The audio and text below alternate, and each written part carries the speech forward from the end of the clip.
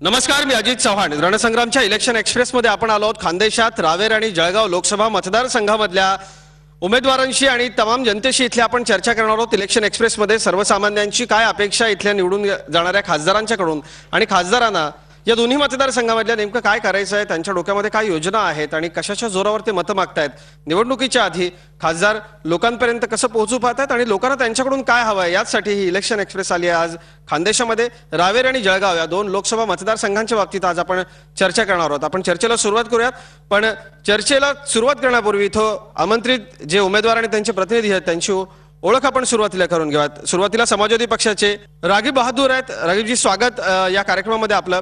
राष्ट्रवादीच्या दोन्ही उमेदवारांना जनतेला उत्तर द्यायला वेळ नाही आहेत, दोन्ही उमेदवार आलेले नाही आहेत, त्यांच्याऐवजी इथं अस्मिता पाटील आल्या आहेत, त्या प्रवक्त्या आहेत राष्ट्रवादीच्या. ताई, आपलं स्वागत या कार्यक्रमामध्ये. विद्यमान खासदार एटी नाना पाटील या ठिकाणी आले आहेत, आपलंही स्वागत खूप खूप या कार्यक्रमामध्ये आपलं. त्याचबरोबर आपल्यावर रक्षा खडसे आले आहेत, आत्ता त्या उमेदवार आहेत रावेरमधून, त्यांचंही स्वागत. रक्षाताई, आपलं स्वागत या कार्यक्रमामध्ये. आणि पुन्हा एकदा राष्ट्रवादीचे प्रतिनिधी या ठिकाणी आहेत, योगेश देशले साहेब, आपलं स्वागत या कार्यक्रमामध्ये.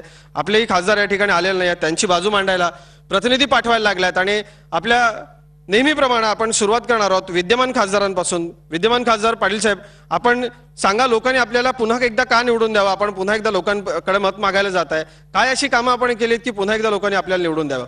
गेल्या 2009 ते 2014च्या या 5 वर्षाच्या कार्यकाळामध्ये मी संसदेमध्ये आणि आपल्या मतदारसंघातील, आपल्या जिल्ह्यातील जे प्रश्न होते ते संपूर्ण प्रश्नांना हात घालून संसदेमध्ये विरोधी बाकावर बसूनसुद्धा संसदेमधल्या सरकारला धारेवर धरून निश्चितपणे आपल्या मतदारसंघाकरता, मग ते तरुणांचा बेरोजगारी संदर्भातला प्रश्न असेल, शेतकऱ्यांच्या संदर्भातला प्रश्न असेल, केडीचा प्रश्न असेल, या जिल्ह्यातील औद्योगिकरणाच्या संदर्भातला प्रश्न असेल, व्यापाऱ्यांचा प्रश्न असेल, मजुरांच्या संदर्भातले प्रश्न असतील, आणि मुख्यतः म्हणजे या जिल्ह्यामध्ये ज्या तरुणांच्या बेरोजगारी करता आपण निश्चितपणे या जिल्ह्याला संरक्षण खात्यामध्ये सैन्याची आणि अधिकाऱ्यांची जी कमतरता आहे, जगातल्या दुसऱ्या क्रमांकाच्या लोकसंख्येच्या देशामध्ये सैन्यसुद्धा कमी आहे, म्हणून नेहमी भांडून मी या जिल्ह्यामध्ये एक तरुणांकरता एक आर्मी भरती आणली. आणि ती आर्मी भरती एका वर्षाकरताच नाही,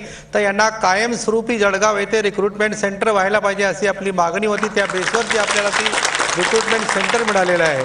विशेषतः म्हणजे या उत्तर महाराष्ट्रामध्ये संपूर्ण कामकाज करणाऱ्या संसदेतल्या खासदारांमध्ये प्रथम क्रमांकाचं काम माझं आहे. सर्व प्रश्नांना मी हात घातले. सर्व प्रश्नांमध्ये उपस्थितीमध्ये या राज्यातल्या आणि देशातल्या जे काही कायदे झालेले आहेत त्या कायदे बदल करण्याकरता जवळपास 14 विधेयकं मी मांडलेले आहेत. आणि त्या 14 विधेयकाच्या माध्यमातून सर्वसामान्य माणसाला येणाऱ्या ज्या अडचणी आहेत, या अडचणी दूर कशा होतील, संसदेतलं जे खरं काम असतं, खासदारांचं जे काम असतं, ह्या देशाच्या सर्वोच्च पार्लमेंटमध्ये जे सुप्रीम कोर्ट करू शकत नाही ते संसदेत होऊ शकतं. त्या संसदेतल्या कुठल्याही कामकाजामध्ये मी कुठलाही प्रश्न सोडला नाही, प्रत्येक विषयाला हात घातलेला आहे.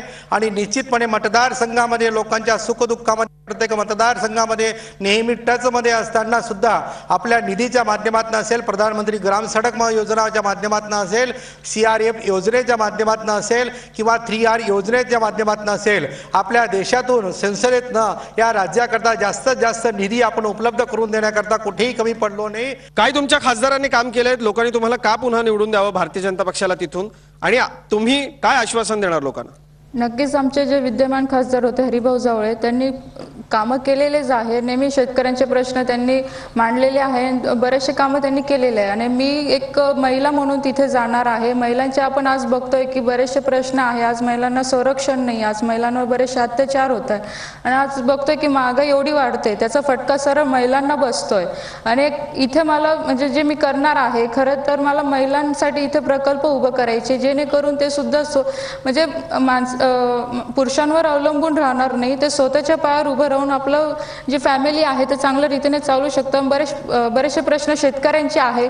आणि मी आता ZPचे सभापती म्हणून काम करते. आणि मला इथे वाटतं की जर आपल्याला खरंच देशाचा विकास करायचा असेल तर शिक्षणाकडे आपण जास्त लक्ष दिलं गेलं पाहिजे, आरोग्याकडे जास्त लक्ष दिलं गेलं पाहिजे.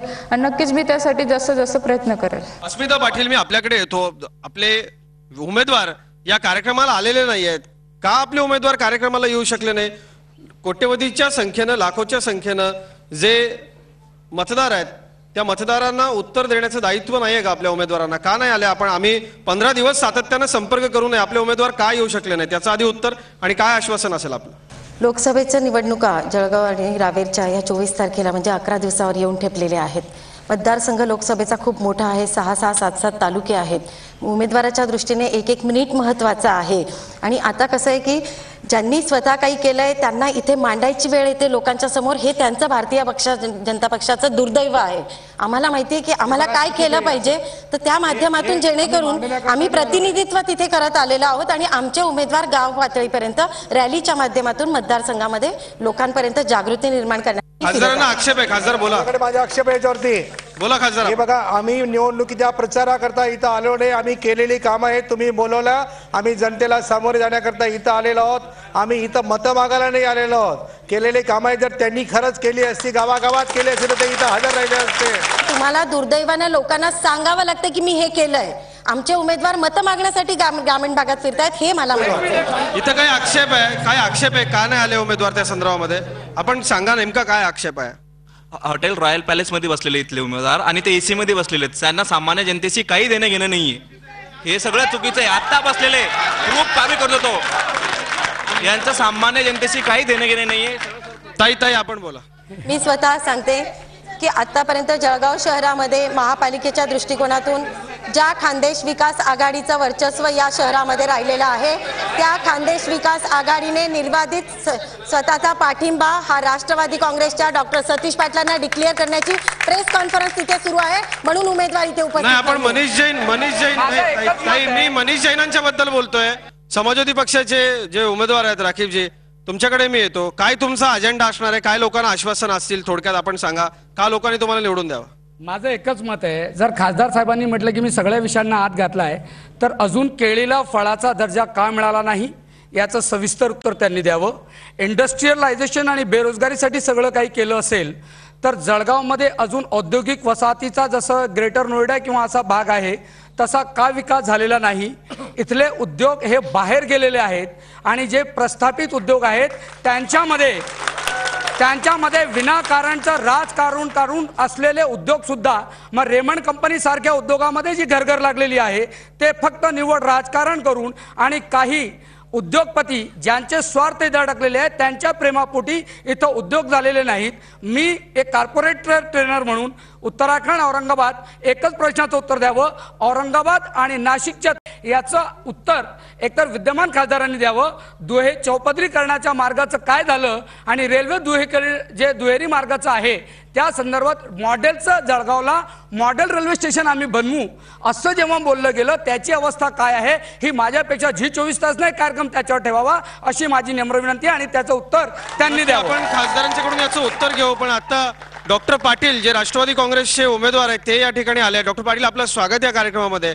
या इलेक्शन एक्सप्रेस मध्ये आपण सगळ्या उमेदवारांचं नेमके काय आश्वासन आहेत ती ऐकून घेतली. डॉक्टर पाटलांना आपण ऐकणार आहोत. आपण रावेर आणि जळगाव या दोन्ही लोकसभा मतदारसंघांच्या बाबतीत चर्चा करतोय. खानदेशात आपण आहोत. डॉक्टर पाटील या ठिकाणी आलेत, राष्ट्रवादी काँग्रेस पक्षाचे उमेदवार. डॉक्टर पाटील, आपल्याला यायला उशीर झाला, हरकत नाही, पण आपण सांगा नेमकी काय आश्वासन आपली असतील? लोकांनी तुम्हाला का निवडून द्यावं? काय सांगाल? लोकसभा मतदारसंघामधल्या लोकांच्यासाठी काय आश्वासन असतील? असं आहे की एखाद्या पक्षानं जेव्हा उमेदवारी दिलेली असते त्या ठिकाणी उमेदवाराचं असलेलं काम जनतेसाठी त्यांना कुठल्या कामाला जास्त गती दिलेली आहे आणि पक्षाची ध्येय धोरणं यावर आधारित उमेदवाराचं नियोजन असतं. आणि माझं नियोजन नक्कीच निवडून आल्यानंतर मी काय केलं पाहिजे या संदर्भात आहे. कोणत्याही जनतेची हीच अपेक्षा असते की निवडून आल्यानंतर त्यांच्या प्रश्नाला न्याय देण्याची भूमिका घेतली पाहिजे.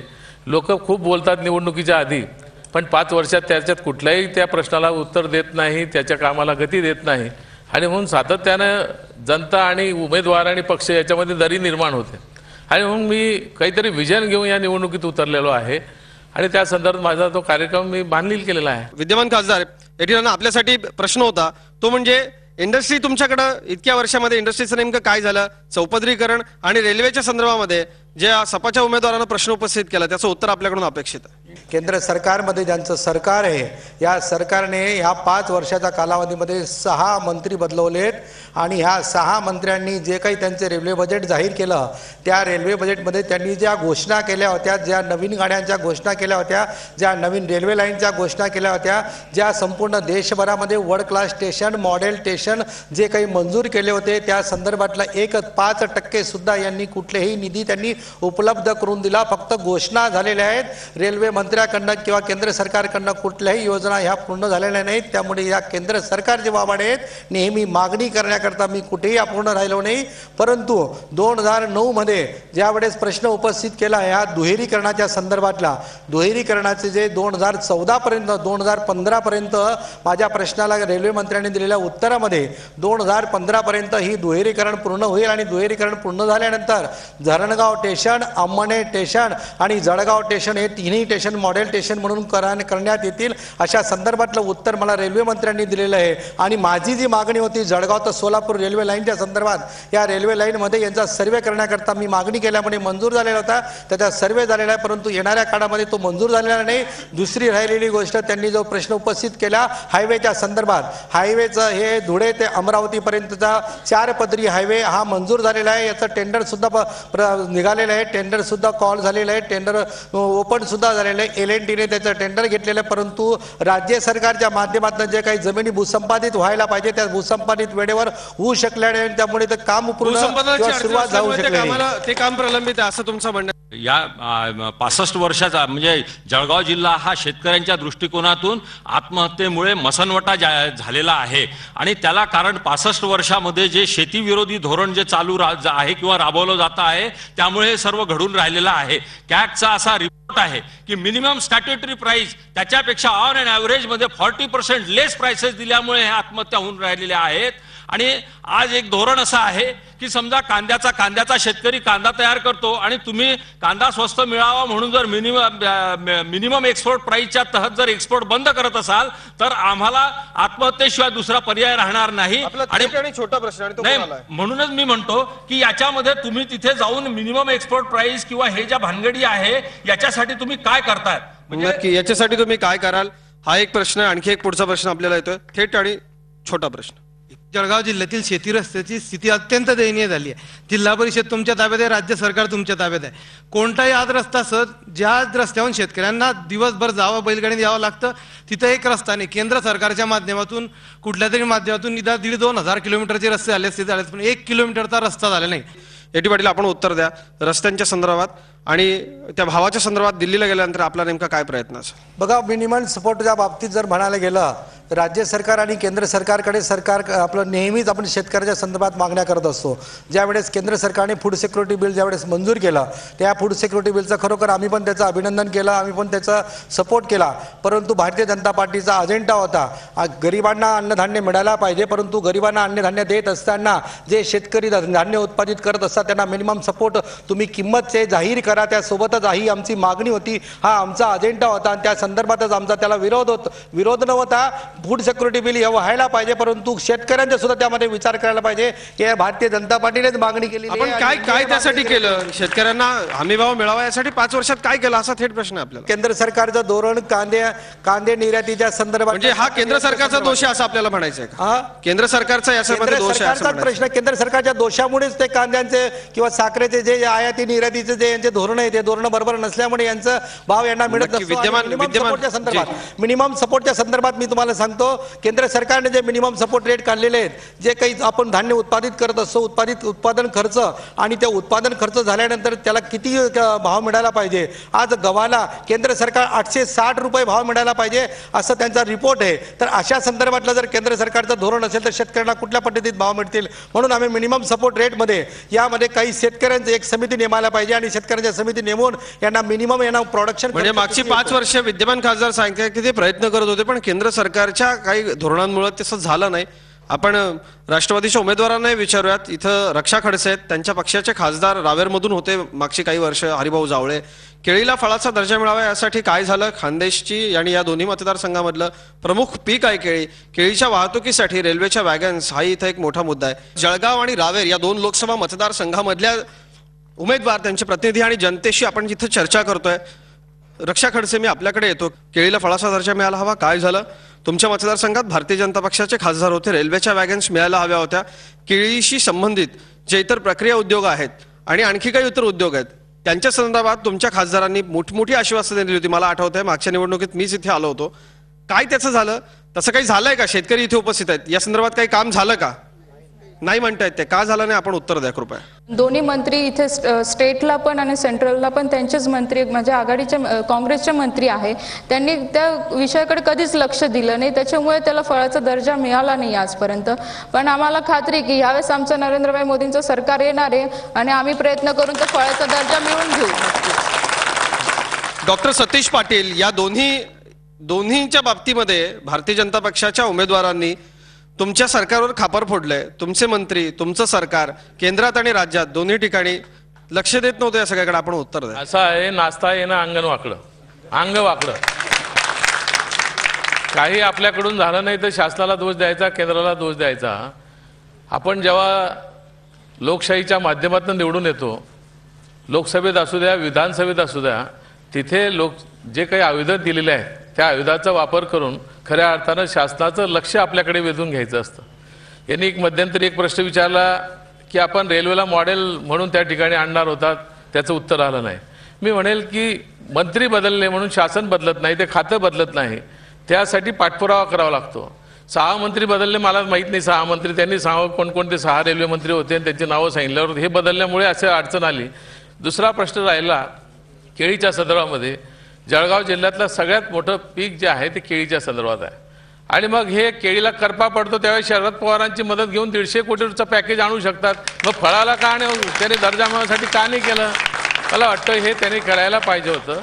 पुढच्या काळामध्ये आमचा प्रोग्रामच राहणार की खऱ्या अर्थानं या जळगाव जिल्ह्यातल्या शेतकऱ्याला न्याय द्यायचा असेल तर केळीचा दर्जा आपल्याला फळ म्हणून त्या ठिकाणी उपयोगात प्रयत्न करणार का? 100% करणार आणि मी यशस्वी देखील होईल. राज्यात आणि केंद्रात आपलं सरकार असताना अडचणी आल्या त्या आता तुम्ही खासदार झाल्यावरती मिटतील असं वाटतं का तुम्हाला? 100% मिटतील. असं वाटतं का सर्वसामान्यांना? असं वाटतं का? आपला आक्षेप आहे पण थोडक्यात, अगदी थोडक्यात. एक प्रश्न माझा साधा आहे की फक्त बैलगाडीवर फोटो काढून हातात चाबूक काढून कोणी शेतकऱ्यांचा राजा होत नाही, त्याला जाण करून द्यायची काय गरज आहे? ते जाणते राजा जर शेतकऱ्याचे म्हणवतात तर हे कोणी मागाव आणि द्यावं अशी परिस्थिती यायला नको, असं माझं सरळ मत. राष्ट्रवादी काँग्रेसवाल्यांना आणि यांचे 2 खासदार होते, पण ईश्वरलालजी जैन राज्यसभेवर खासदार होते, त्यांनी त्याच्यासाठी केलं याचे उत्तर द्यावं. मुळात ज्याला शेतीच कळाली नाही त्याला या गोष्टीचा बोलण्याचा कुठलाही अधिकार नाही. पुढचा एक प्रश्न येतो तो आपण आधी घेऊयात.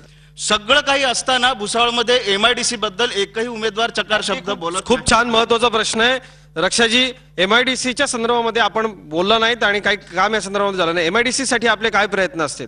मला असं वाटतं की आपल्या जळगाव जिल्ह्यामध्ये खूप सारे इंजिनिअरचे कॉलेजेस आहे. सगळे उमेदवार आम्ही म्हणतो की इथे इंडस्ट्रीज आल्या पाहिजे आणि सगळ्या लोकांची अपेक्षा आहे. पण मला इथे विषय मांडायचा आहे की सर्वात आधी जळगाव जिल्हा केळीसाठी ओळखला जातो आणि माझी प्रामाणिकपणे इच्छा आहे की इथे जे केळीवर प्रक्रिया होणारे प्रकल्प इथे सर्वात आधी आले पाहिजे की जेणेकरून इथे शेतकऱ्यांना पण त्याचा फायदा होऊ शकतो आणि जे मुलं इथे बाहेर जात आहे नोकरीसाठी त्यांना पण इथे फायदा होऊ शकतो. आणि जे रॉ मटेरियल आपण बाहेर पाठवतो आणि त्याच्यावर प्रक्रिया करून ते मार्केटला जातं, तर ते नाही करता जर ते इथेच झालं तर नक्कीच शेतकऱ्यांना याच्यात 2 पैसे जास्त मिळतील आणि इथला जो मुलगा आहे तो इथेच आपल्या म्हणजे इथेच आपल्या गावाकडे राहून चांगली प्रगती करू शकतो. आणि दुसरं एक IT पार्क इथे मोठ्या प्रमाणात आले पाहिजे, कारण की आपण बघतोय की जे मोठे पार्क आहे ते आपल्या स्टेटच्या बाहेर चालले. पण मला असं वाटतं की जर जळगाव जिल्ह्यामध्ये आलं, कारण की कंपन्यांना इथे जे लँड आहे ते स्वस्त मिळू शकते आणि जे आपले मुलं आहेत त्यांना पण इथे चांगला फायदा होऊ शकतो. कारण की जो टॅक्स असतो तो टॅक्स आपण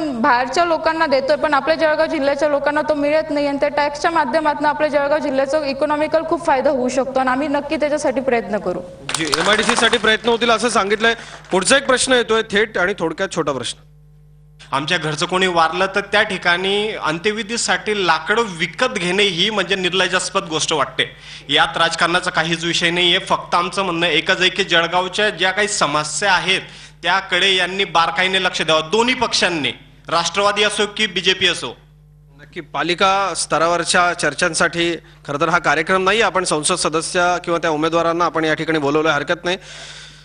पण नेमकं सुरेशदादा जैन यांच्यासाठी खानदेश विकास आघाडीचा जो पाठिंबा आहे ते शिवसेनेचे उमेदवार असताना हे असं सगळं का, यावर आपण बोलणार आहोत. इलेक्शन एक्सप्रेसमध्ये आपण आहोत. अनेक प्रश्न इथल्या स्थानिक राजकारणासंदर्भातले देखील महत्त्वाचे प्रश्न या ठिकाणी उपस्थित होत आहेत. आपण काही प्रश्न जनतेचे घेणार आहोत, थेट आणि थोडक्यात प्रश्न.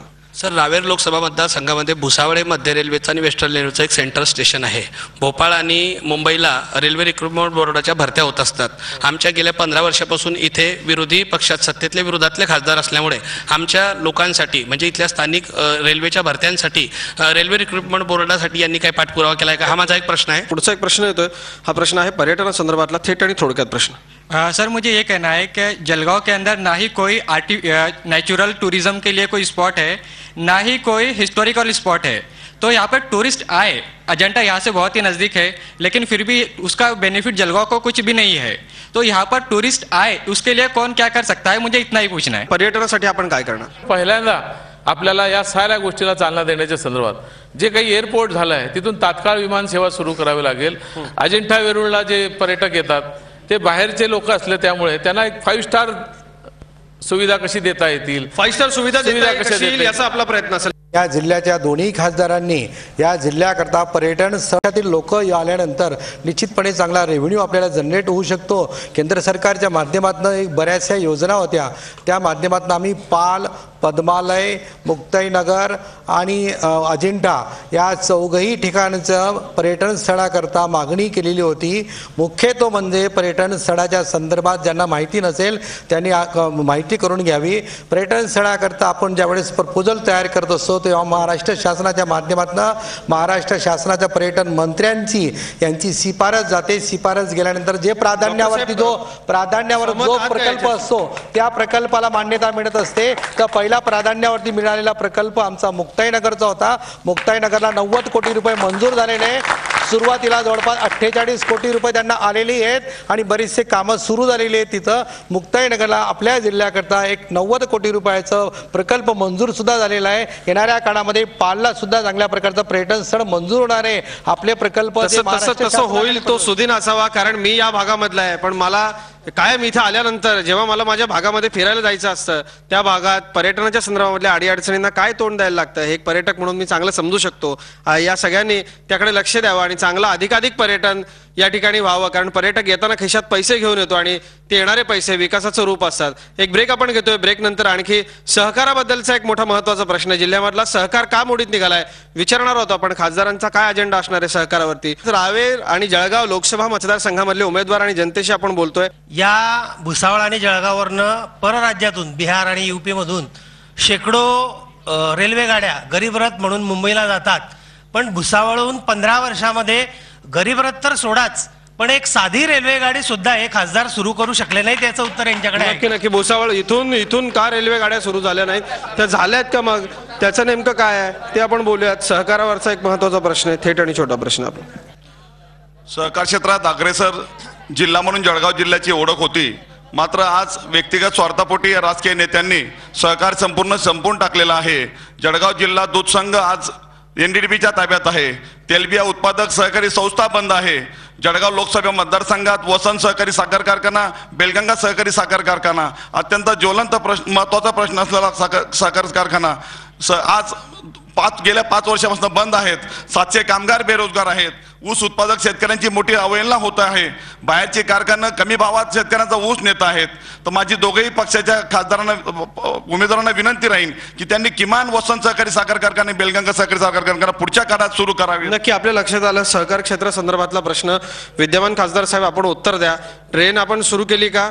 दुसरं सगळ्यात महत्त्वाचं रेल्वे रिक्रुटमेंट बोर्डाचं काय झालं आणि सहकार क्षेत्र मोडीत निघालं. विलास आप्पांनी विचारलेला प्रश्न त्यांना कदाचित माहिती नसेल. हुतात्मा एक्सप्रेस नावाची ट्रेन आपणच सुरू केलेली जवळपास 1 वर्षापूर्वी.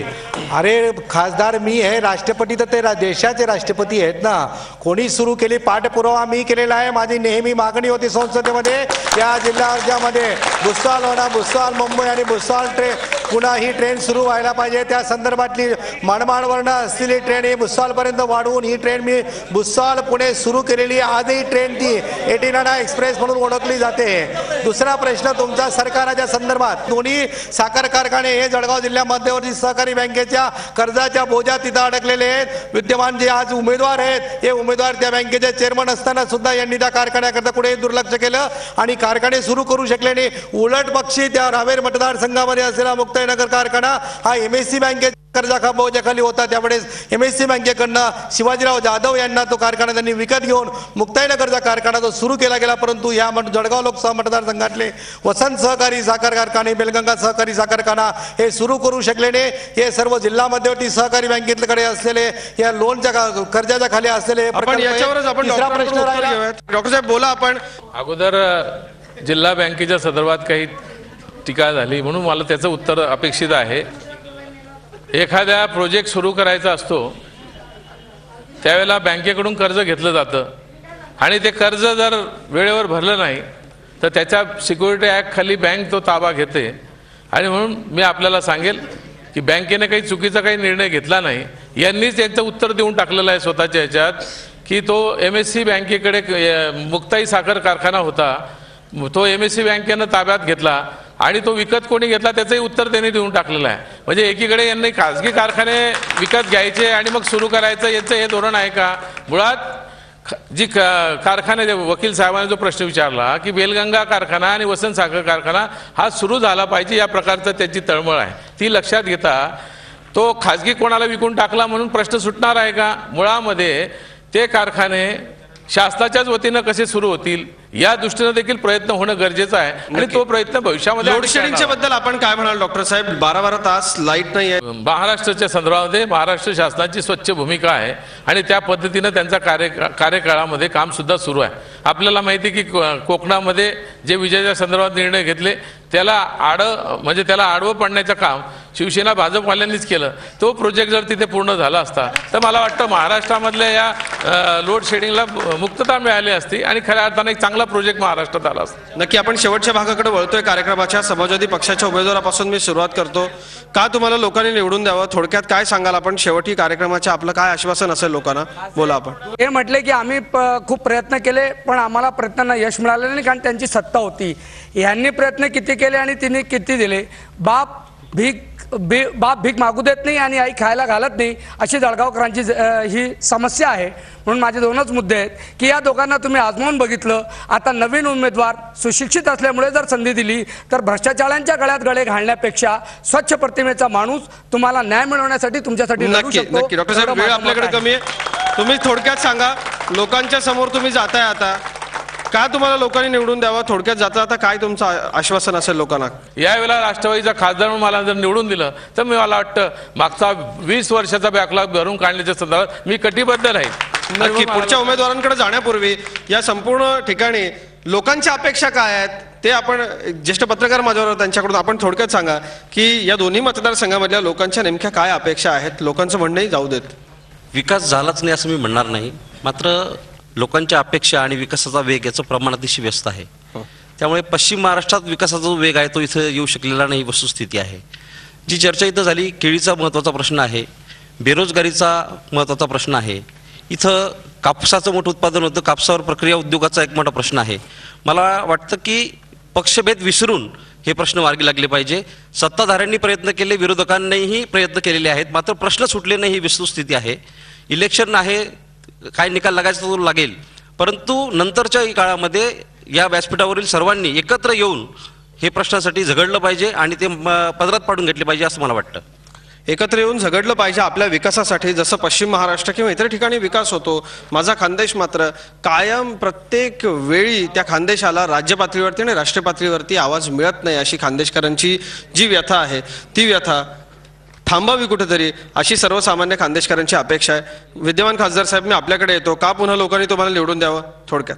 या देशाचा विकास कोणी करू शकत असेल, याला महासत्तेकडे जर कधी कोणी नेऊ शकत असेल तर ती एकच महान व्यक्ती आहे, ते नरेंद्र मोदी. आणि नरेंद्र मोदींना पंतप्रधान करण्याकरता लोक आज उत्साहित झाले आहेत. लोकांमध्ये सत्ता परिवर्तन आलेली आहे. सत्ता परिवर्तन खासदारामध्ये नाही, देशामध्ये सत्ता परिवर्तन आलेली आहे. आणि नरेंद्र मोदींनाच का पंतप्रधान करायला पाहिजे. आमच्याकडे विकासाचे व्यक्ती आहेत.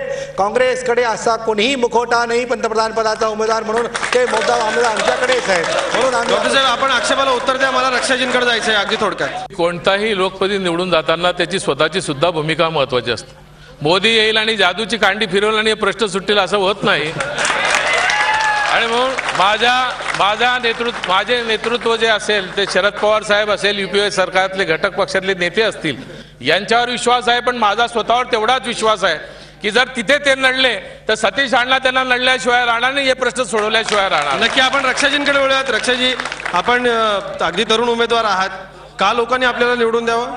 आपण काय पुन्हा एकदा सांगाल लोकांना, काय आपलं आव्हान असेल, का लोकांनी आपल्याला निवडून द्यावं? आम्ही गेल्या 30 वर्षापासून आमचे जे युतीच्या नेत्यांनी जे काम केलेलं आहे जळगाव जिल्ह्यामध्ये, एक सर्वसामान्य लोकांसाठी काम केलेलं आहे. त्यांनी कधी पैशाच्या जोरावर कधी कामं केलेली नाहीये. त्यांना पूर्ण गोष्टींची जाण आहे. आणि मी सुद्धा गेल्या 5 वर्षापासून सरपंच पदापासून तर सभापतीच्या पदापर्यंत काम केलेलं आहे. आज मला जाणीव आहे की एक सर्वसामान्य लोकांना काय कामाची अपेक्षा असते आणि त्यांना काय गरजा असतात त्यांना स्थानिक पातळीवर.